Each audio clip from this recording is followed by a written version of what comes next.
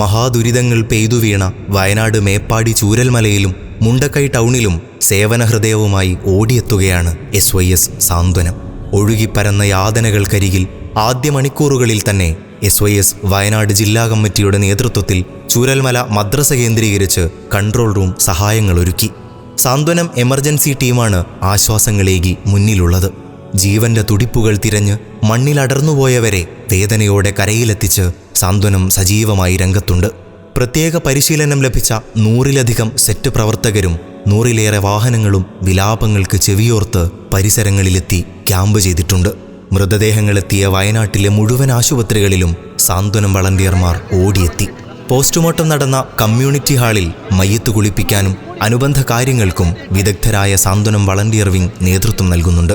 മൃതദേഹങ്ങൾ തിരയാനുള്ള സ്ഥലങ്ങൾ സ്കെച്ച് ചെയ്താണ് ദുരിതസ്ഥലത്തെ ഇന്നത്തെ സേവനം.